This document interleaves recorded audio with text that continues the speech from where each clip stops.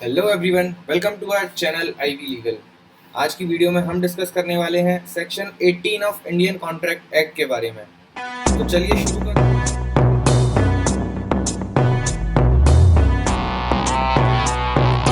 शुरू करते हैं कि सेक्शन 18 किस बारे में डिस्कस करता है। सेक्शन 18 बताता है हमको misrepresentation of parties in Indian contract act.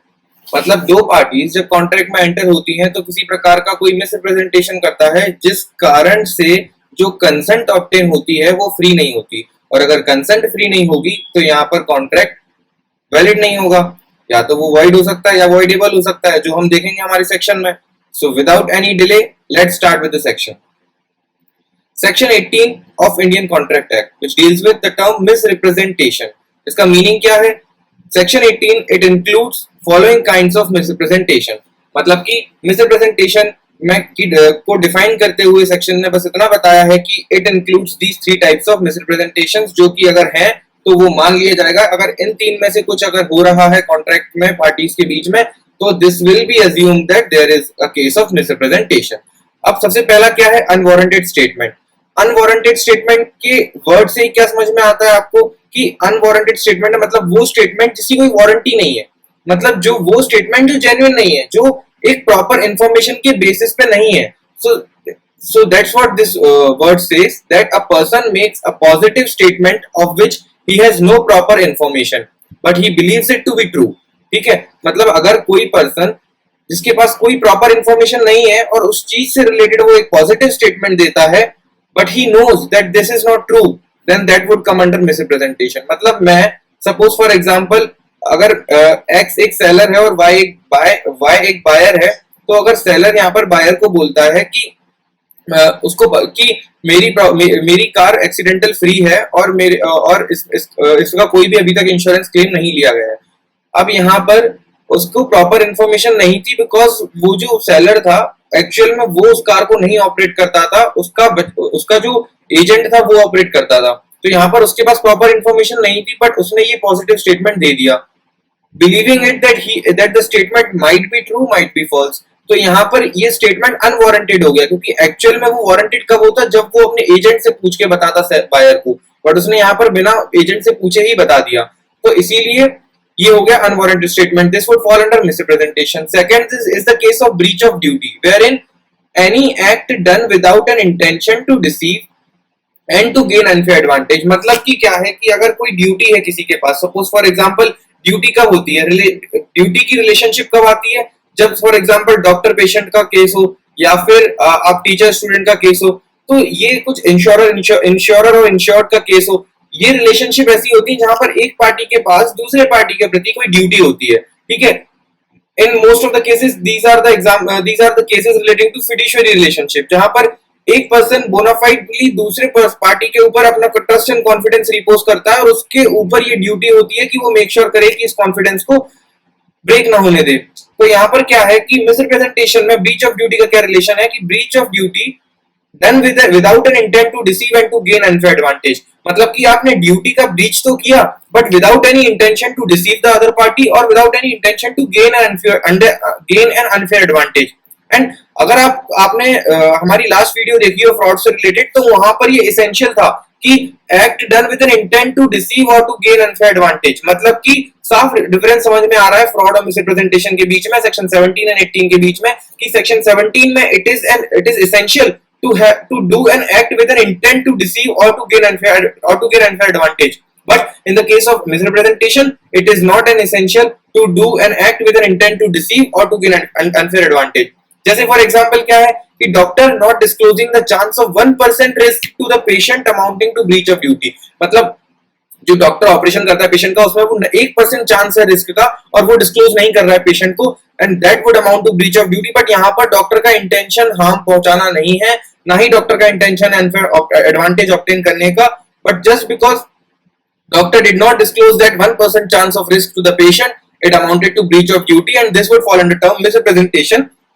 अगर हाँ यहाँ पर इंटेंट टू डिसीव होता है या यहाँ पर ये प्रूव कर दिया जाता कि this was an act done to gain unfair advantage, तो ये फ्रॉड में फॉल हो जाता। So this would amount to constructive fraud. या ये फ्रॉड नहीं बोला जाएगा, ये कंस्ट्रक्टिव फ्रॉड बोला जाएगा। क्यों? क्योंकि यहाँ पर ये तो एसेंशियल्स गायब है। Intent to deceive, gain unfair advantage, ये दोनों नहीं है। Third case is inducing mistake about the subject matter. This again is important because अगर एक पार्टी सामने वाली पार्टी को कुछ कॉन्ट्रैक्ट में, देखो कॉन्ट्रैक्ट में सब्जेक्ट मैटर तो होता है, तभी तो कॉन्ट्रैक्ट एनफोर्स होता है। तो सब्जेक्ट मैटर क्या होगा? फॉर एग्जांपल अगर प्रॉपर्टी बेचने का कॉन्ट्रैक्ट है तो उसमें property is the subject matter. For example auction करने का कॉन्ट्रैक्ट है तो उसमें जो प्रॉपर्टी जिसका ऑक्शन हो रहा है वो सब्जेक्ट मैटर है।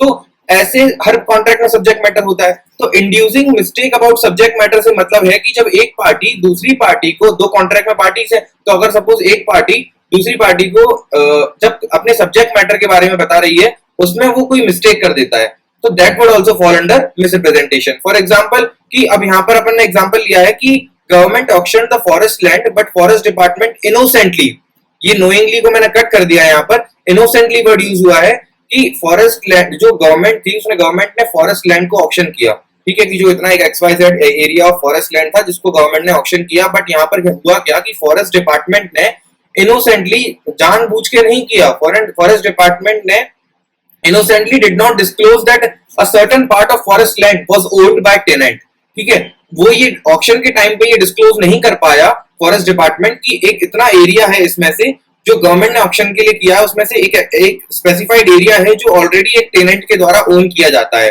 तो इसीलिए वो ऑक्शन में नहीं होगा। This was not disclose, but this was not disclose innocently, यहाँ पर कोई मेलाफाइड इंटेंट नहीं था, तो इसीलिए he was liable under section 18 because there was misrepresentation about the subject matter, क्योंकि यहाँ पर एक पार्टी ने दूसरी पार्टी को क्वालिटी ऑफ सब्जेक्ट मैटर या नेचर ऑफ सब्जेक्ट मैटर बताते समय मिस्टेक कर दी थी।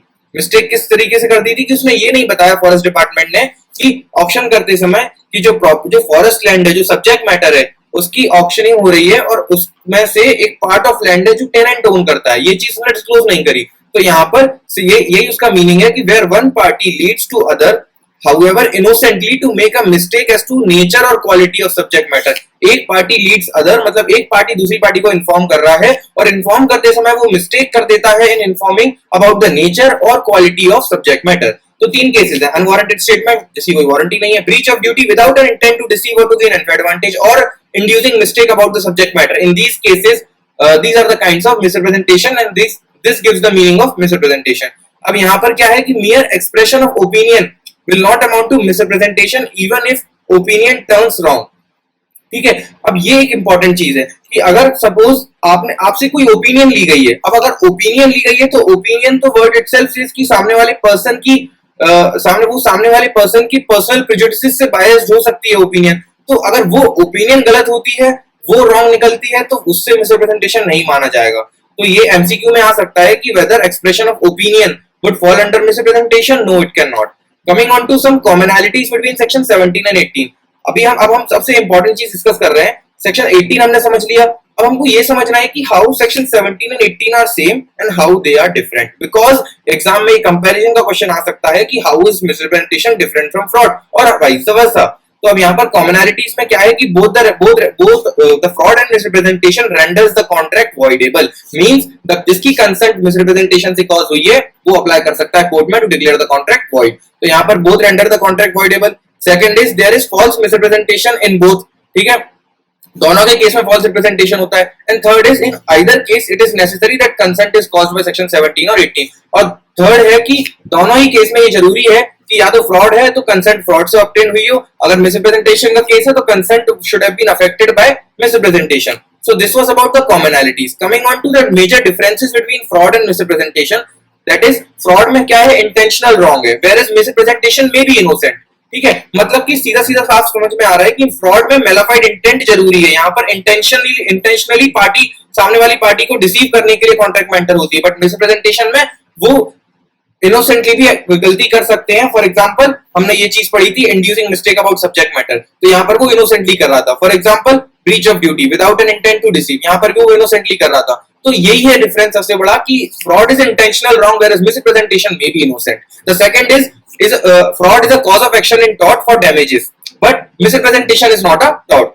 And the third is upon complaint made for fraud, defense of due diligence can't be raised। मतलब फ्रॉड में अगर कंप्लेंट फ्रॉड की रेज होती है तो वहां पर डिफेंडेंट ये नहीं बोल सकता है कि प्लेंटिफ को ड्यू डिलिजेंस एक्सरसाइज करना चाहिए था, क्योंकि वहां पर लायबिलिटी ऑलरेडी प्लेंटिफ के डिफेंडेंट वहां पर ऑलरेडी उसकी डिफेंडेंट को ऑलरेडी वहां पर इंटेंशनली रॉन्ग उसके साथ हुआ है, तो इसीलिए वहां पर डिफेंडेंट ये वो नहीं, डिफेंडेंट ये प्लेंटिफ के साथ ऑलरेडी इंटेंशनली रॉन्ग हुआ है, तो डिफेंडेंट यहाँ पर डिफेंस नहीं ले सकता कि प्लेंटिफ को ड्यू डिलिजेंस एक्सरसाइज करना चाहिए था। Also in case of misrepresentation वो ये ड्यू डिलिजेंस का डिफेंस रेज कर सकता है। अब ये डिफेंस ऑफ ड्यू डिलिजेंस का क्या मतलब है, हम यहाँ से डिस्कस कर लेते हैं। Defence of due diligence means that defendant can argue that person complaining had the means of discovering truth with ordinary due diligence. मतलब जब प्लेंटिफ डिफेंडेंट के अगेंस्ट केस फाइल करेगा तो डिफेंडेंट ये आर्ग्यू कर सकता है कि defendant had the means of discovering the truth with ordinary due diligence, और उसके पास ऑप्शंस थे, उसके पास रेमेडीज थी, उसके पास रिसोर्सेज थे ये डिस्कवर करने के कि ये जो मैं बोल रहा हूं ये सही है कि नहीं। उसने फिर भी चेक नहीं किया, उसने ड्यू डिलिजेंस एक्सरसाइज नहीं किया, तो इसीलिए defendant should not be held liable. ऐसा वो कर सकता है only in the cases of misrepresentation, क्योंकि यहाँ पर इंटेंशनल रॉन्ग नहीं था, यहाँ पर इनोसेंटली रॉन्ग हुआ था, बट फ्रॉड के केस में ऐसा वो नहीं कर सकता। Then the last is it amount to cheating and is criminal act. ठीक है, फ्रॉड एक क्रिमिनल एक्ट है and it would fall under cheating, और मिसरिप्रेजेंटेशन में it's not a criminal act. अब यहाँ पर चीटिंग वर्ड क्यों यूज हुआ है, क्योंकि आईपीसी में फ्रॉड डिफाइन नहीं है, आईपीसी में चीटिंग डिफाइंड है, तो इसीलिए any act which amounts to fraud would fall under the definition of cheating and that's why it is a criminal act। और ये misrepresentation is not a criminal act, क्यों? क्योंकि criminal act को होने के लिए ये जरूरी है कि मैलिफाइड इंटेंशन हो, और यहाँ पर इंटेंशन तो मैलिफाइड ना भी हो तो भी चलेगा, तो इसीलिए this is the basic difference between fraud and misrepresentation. ये आपकी कॉमनैलिटीज हैं और ये है उसके एसेंशियल्स और उसका meaning. This was all about section 18। अगर आपको वीडियो पसंद आई है then do like and subscribe our channel for more such interesting videos. Good bye, thank you.